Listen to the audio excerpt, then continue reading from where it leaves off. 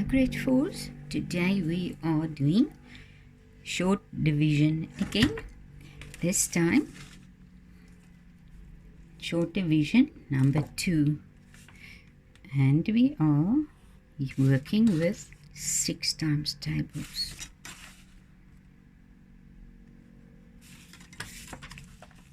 Okay, so when we work with the 6 times tables, you can write it out like that. Okay, but I hope by now you know your tables. I ask that almost every lesson. Good. Now, 1 divided by 6, you cannot get that, right? But you can get 14 divided by 6. Or, in other words, how many times does 6 go into 4? Let's see, where will 14 fit? 6, 12, 18. So, 14 will be in between there. See? Okay. That means it's only 2 times. So, 6 goes into 14 2 times. And we are going to test it. If you can remember well, we've also done this in the long division. We divided a number and then we multiplied it to check. So 6 times 2 is 12. So what is the difference between 14 and 12? 12, 13, 14. So there's 2 left. There are 2 left. Now the number is 22. Where does 22 fit? Let's see then. 18, 24.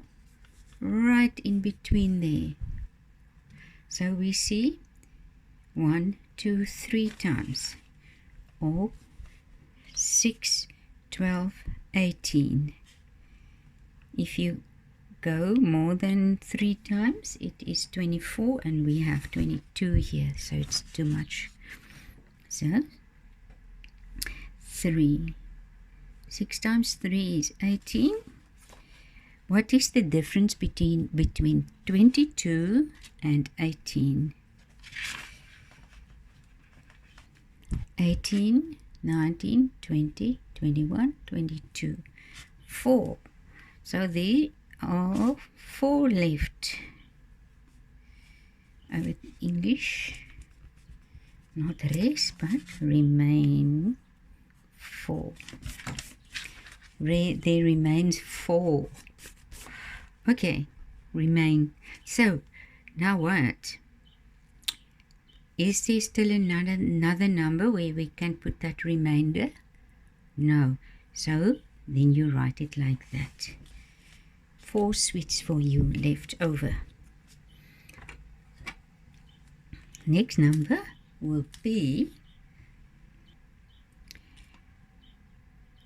324 divided by 6. On top there on the line and then over there. Okay. Now, can you get 3 divided by 6? No, 6 isn't enough. Can you get 32 divided by 6? Yes, you can. There's something in there. So, 6, 12, 18, 14, 30, 32. So 32 fits right in between here. 32. Okay. So 6, 30. Okay, let's rather count it here.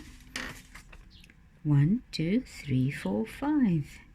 Or 6, 12, 18, 24, 30, 36, 36 is too much. So, it is 5 times. 6 times 5 is 30. So how much do you need to get to 32? If you have 30, what is the difference between 32 and 30? 2, yes, 2 numbers. 30, 31, 32. Okay, so there are 2 left. So it is 24. 6 goes into 24. Where does 24 fit? Just there, right there. So what's happening here? It fits in perfectly. 1, 2, 3, 4.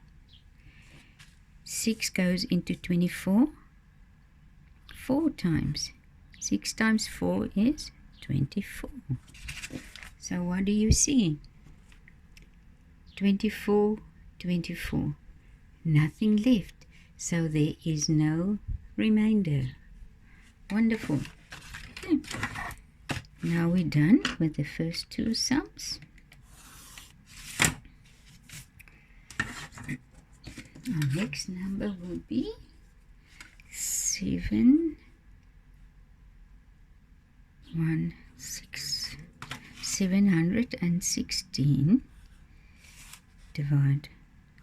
716 divide by 7. No, 116. I wrote it down wrongly from the page. It's not 116 or 716. It is 114 divided by 7. Just make sure that you have this. 114 divided by 7. Can 7 go into 1? Or can you get 1 divided by 7? No. But can you get 11 divided by 7? Let's see. There is 7 and there is 14. So 11 is right in between the 7 and the 14.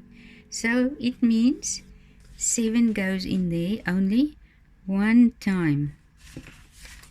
And 7 times 1 is 7. So what is the difference between 11 and 7? Yes, 7, 8, 9, 10, 11. Okay, so you need 4. So this sum will be 44. 7 goes into 44. I hope you know your tables. It fits right in between there, 44 between the 42 and the 49. So you count 1, 2, 3, 4, 5, 6 times. 7 goes in there 6 times. Okay, there you multiplied, and there you multiplied again. 7 times 6 or 6 times 7 is 42. If you have 42 and 44, you only need 2 more. There's a remaining number of 2, and there is no other number to mix it with or to add it to divide by 7. So there's a remainder of 2. The last sum you will be doing on your own, and we're going to do it tomorrow at school. First thing, this sum.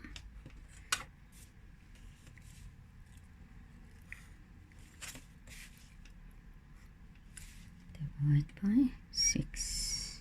No, 7.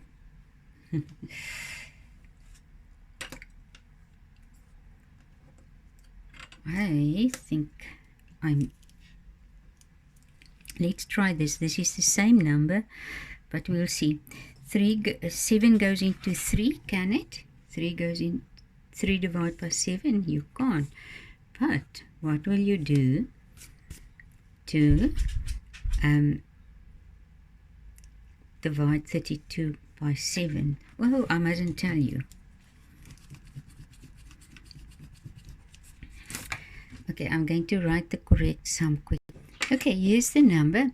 I accidentally wrote the 324 there, but here you can see the one that you must go and do on your own this afternoon or this morning will be the number I just wrote there, and I will send it on the photo. And there is your 7 tables.